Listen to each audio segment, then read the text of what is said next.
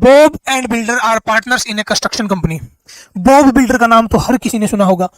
ये लोग ऐसे ऐसे रोड बना देते थे, ऐसे ऐसे पुल बना देते थे जो कभी गिरते ही नहीं थे, और इसकी टीम जो है, जो इसकी मशीनरी थी, वो भी इससे बात किया करती थी। तो बॉब एंड बिल्डर दोनों पार्टनर्स थे। कंस्ट्रक्शन कंपनी इन्होंने बनाई थी। कंस्ट्रक्शन कंपनी मतलब कंस्ट्रक्शन फर्म इन्होंने बना रखी थी। पार्टनरशिप फर्म है ना, तो कंपनी का नाम यहाँ पर नहीं लिख सकता हूँ। Partners in a construction firm sharing profits in the ratio of 3:2। Bob और बिल्डर 3:2 में अपना प्रॉफिट शेयरिंग करते थे। उसके बाद में अब इन्होंने they decided to admit 2 new partners, crane and JCB. Bob builder तो आ गए, उनको लगा कि बिना जेसीबी और क्रेन की मदद से बड़ी बिल्डिंग्स नहीं बना पाएंगे, तो उन्होंने अपनी क्रेन एंड जेसीबी को भी पार्टनर ऐड कर लिया। और उसके बाद में जो नया रेशियो डिसाइड हुआ वो हुआ 4:3:1। इनका टोटल यहाँ पे लिख देता हूँ जिससे कैलकुलेशन आसानी रहेगी। 5 और ये है 10, 4 3 7 दोनों 1 10।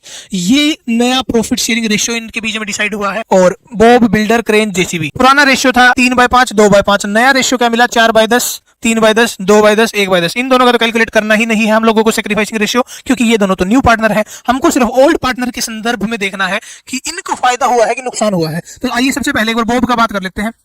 बॉब का ओल्ड रेशियो क्या था? ओल्ड रेशियो था 3/5 एंड न्यू रेशियो 4/10।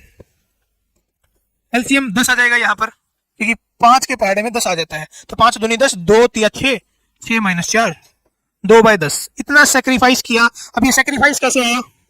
क्योंकि जो नया रेशियो है वो पुराने रेशियो के कंपैरिजन में कम है, और कम है तो यानी कि नुकसान भुगता है बॉब हमारे भाई ने। बॉब भाई ने नुकसान भुगता है 2/10 का। अब बिल्डर भाई की बात करते हैं। बिल्डर भाई का पुराना रेशियो था 2/10, और जो नया रेशियो इसको मिला है वो है 3/10। 2/5 था दोस्तों। 10, 5 दूनी 10, 2 दूनी 4, 4 - 3 1/10। तो बिल्डर भाई ने 1/10 का नुकसान किया है। अब लास्ट लाइन एक बार क्वेश्चन की पढ़ देंगे कि if the total profit of the construction company construction firm